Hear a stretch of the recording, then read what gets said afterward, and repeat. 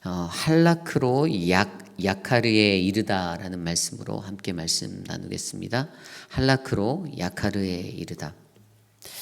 우선 할라크라는 단어를 먼저 설명해 드리면 히브리어 할라크는 동행하다라는 뜻입니다. 동행하다.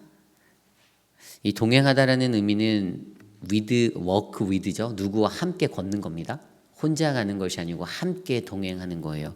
그런데 그냥 함께 걷는 것이 아니라 그 할라크의 의미 안에는 함께 깊이 있는 교제가 있는 그런 동행을 말합니다. 우리가 하나님과 동행한다 할 때 이 히브리어 할라크라는 단어가 사용되었습니다. 성경에 나오는 에녹이라는 사람, 300년 동안 하나님과 동행하였던 그 사람, 그래서 하나님께 승천하였던 그 인물. 창세기 12장에 나와 있는 아브라함도 하나님과 동행하였던 사람이라고 우리가 잘 알고 있습니다. 그런데 그러한 할라크로 오늘 야카르에 이르다. 야카르가 무엇일까요? 히브리어로 사용되기에 좀 어려운 것 같이 느껴지지만 오늘 말씀 마지막 30절 말씀에 블레셋 사람들의 방백들이 싸우러 나오면 그들이 나올 때마다 다윗이 사울의 모든 신하보다 더 지혜롭게 행하매 이에 그의 이름이 심히 귀하게 되니라. 여기서 귀하게 되다라는 히브리어 단어가 바로 야카르입니다. 귀하게 되다. 세상에서 우리가 살아갈 때 그리스도인으로 살아가는 것이 쉽지는 않습니다. 내가 예수를 잘 믿으려 할 때에 꼭 예수 믿는 사람들의 그 하나님의 방법대로 살아가는 자들을 우습게 여기고 또 그들을 그냥 자신의 생각대로 손에서 움직이려고 하는 그러한 세상적인 사람들을 만날 때가 있습니다. 자신의 뜻대로 사람들에게 간악함을 드러내고 악한 것들을 드러내고 악한 마음을 드러내는데 그 드러낼 때 그것이 어떻게 해요? 겉으로 표현될 때는 되게 나이스하게 다가올 때가 있죠. 그냥 달콤하고 좋은 것들로 대하는 것처럼 굉장히 젠틀하고 신사적인 것처럼 다가오지만 속마음은 그렇지 않은 사람들을 우리는 만날 때가 있고 대할 때가 분명히 있습니다. 세상에서만 그런 것이 아니죠. 교회 안에서도 그럴 때가 많습니다. 교회 안에서도 저는 영주권을 받은 지 한 4년 정도 되었거든요. 근데 4, 5년 됐나요? 근데 영주권을 받을 때 미국에서 아시잖아요. 미국에서는 영주권이 굉장히 중요하잖아요. 그런데 많은 목회자들에게 영주권에 대한 유혹이 되게 많습니다. 그 영주권에 대한 유혹이 사역지에서는요, 사역을 볼모로 영주권을 딜할 때가 많아요. 사역을 열심히 이렇게 하다 보면 영주권의 필요성을 느끼는데 그 사람들이 알게 모르게 교회에서, 우리 교회는 아니에요, 알게 모르게 영주권을 제시하는 교회가 있어요. 우리가 영주권 해줄 테니까 우리 교회 오래 있어라. 그래서 그 영주권 때문에 저는 예전에 지난번에 오셨던 우리 김중규 전도에 계셨던 달라스 영락교회에서는 제가 영주권 1단계를 하는데 2년의 시간을 걸렸어요.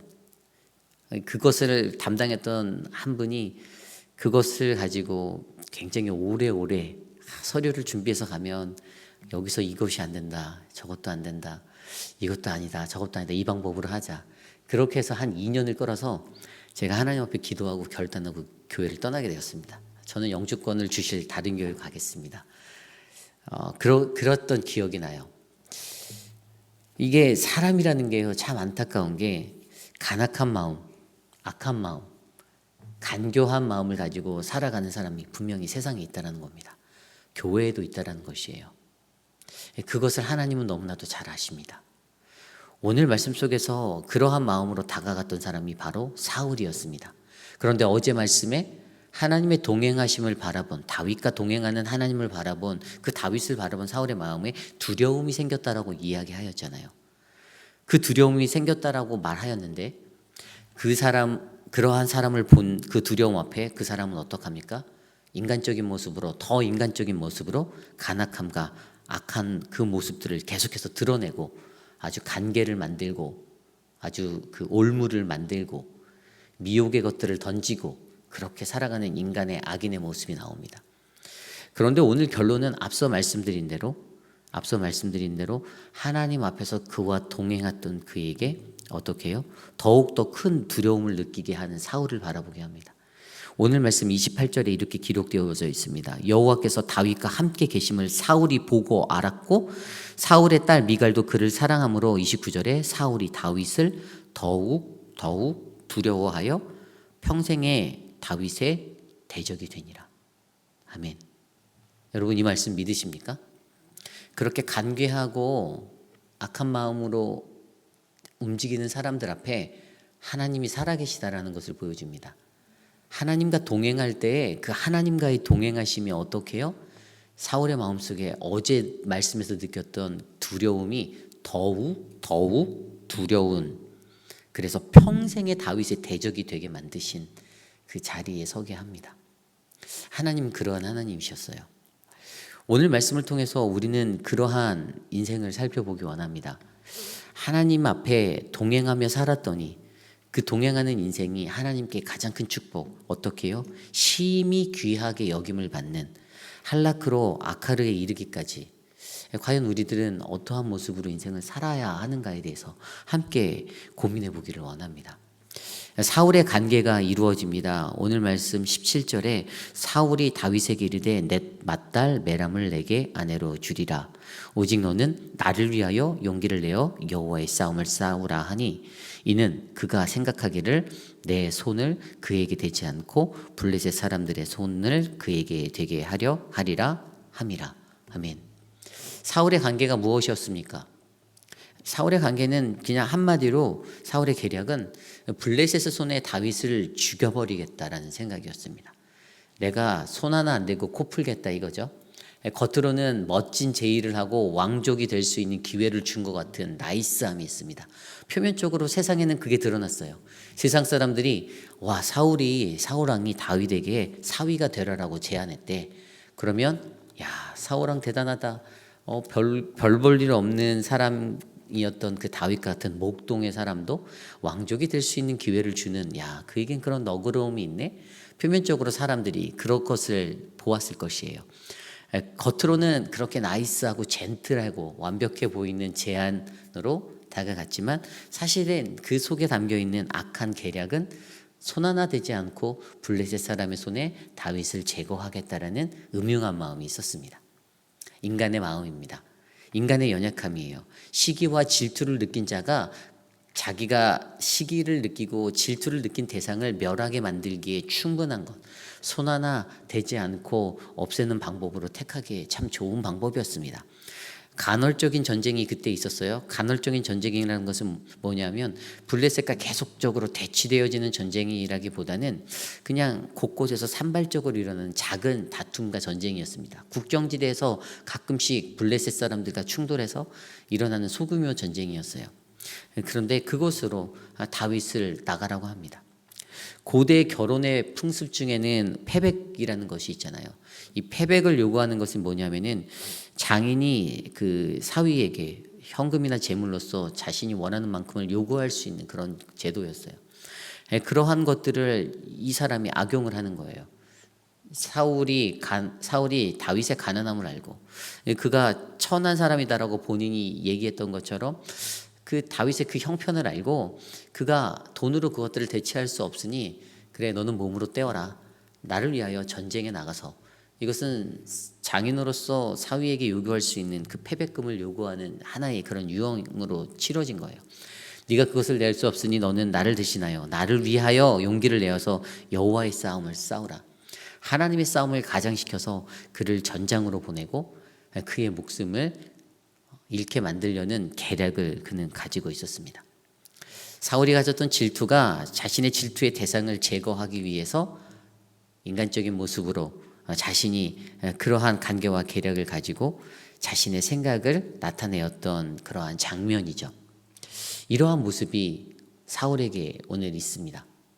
오늘 이 시대를 살아가는 우리들의 삶 속에서도 우리가 누군가에게 질투하거나 시기를 할 때 이러한 계략을 짤 수가 있어요. 내가 A를 싫어하는데 이 A를 싫어하니까 이 A한테 직접적으로 나 너 정말 싫어라고 말하기는 뭐하고 그러면 C나 D나 F에게 가갖고요 다른 얘기를 흘리는 거예요. 있잖아 걔가 이랬더래 걔가 이렇게 하던데 살살살살 흘리는 거예요. 다른 사람들로부터 여론을 안 좋게 만드는 거죠. 이 A란 사람이 정말 그런 사람으로 만드는, 이게 인간이 갖고 있는 악한 그러한 사람이에요. 그렇게 말로 무언가를 망치는 사람들도 세상에 많고, 오늘 사울의 모습처럼 또 다른 관계를 써서 올무에 그 사람을 빠뜨리려고 노력하는 사람들도 우리가 살아가는 이 세상에는 많이 있다라는 사실이 너무나도 안타까울 뿐이죠.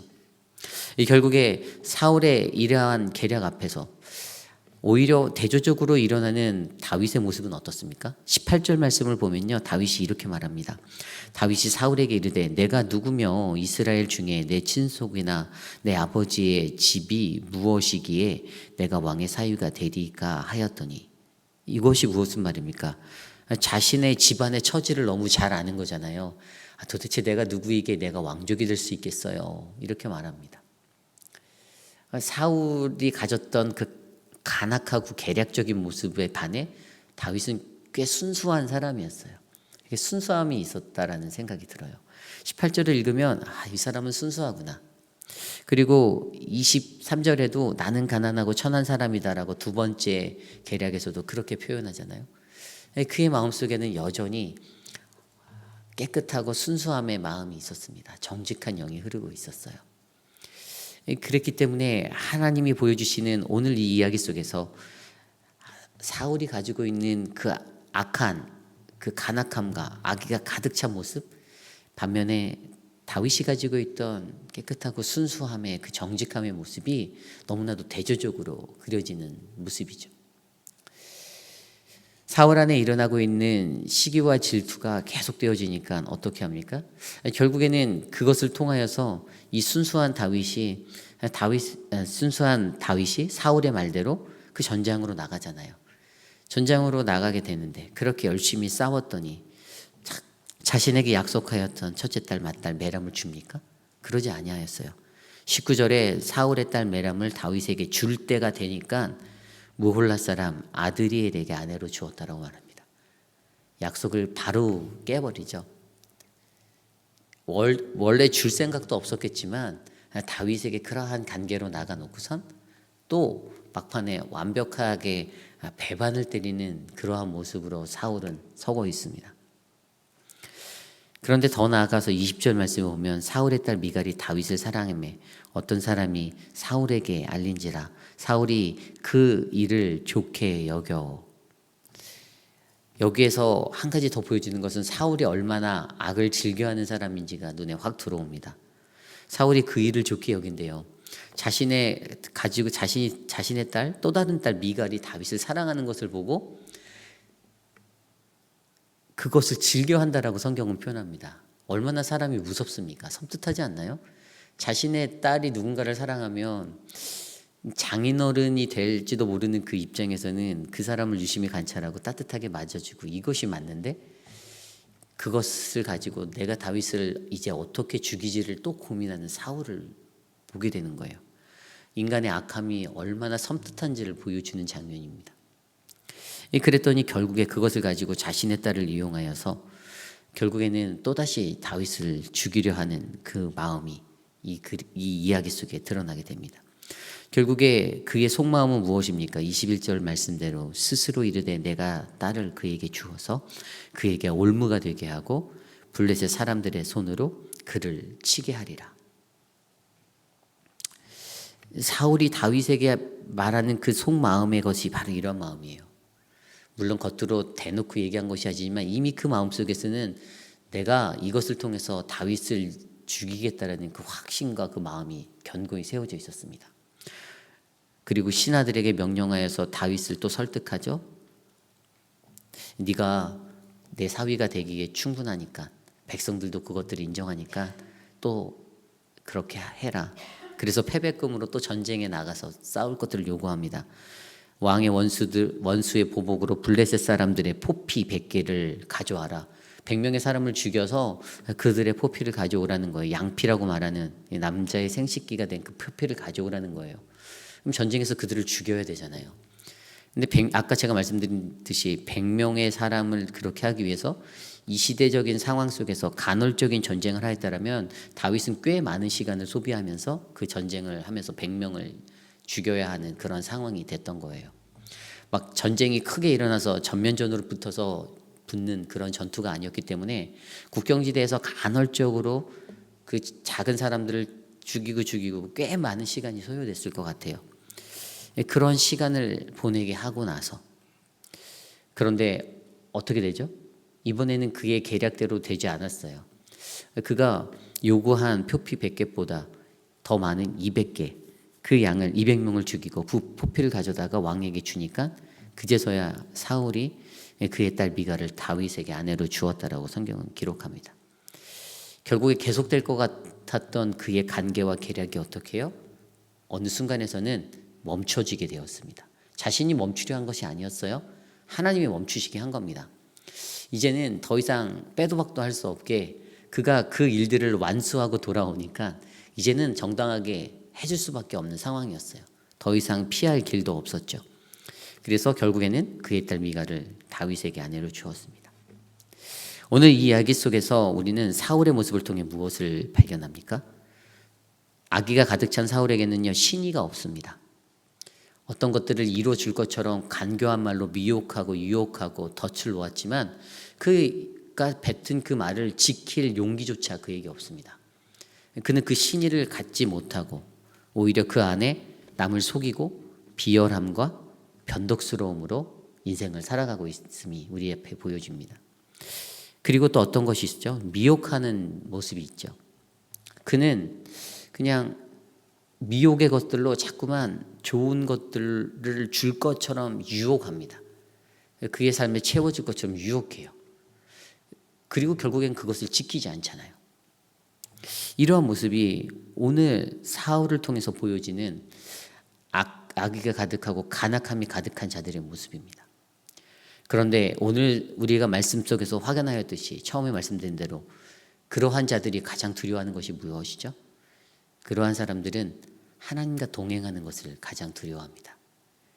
그들이 시기하고 질투하고 그렇게 바라보는 그 죽이려고 하였던 다윗의 자리의 사람, 그 사람은 하나님과 동행하는 할라크의 사람이었어요.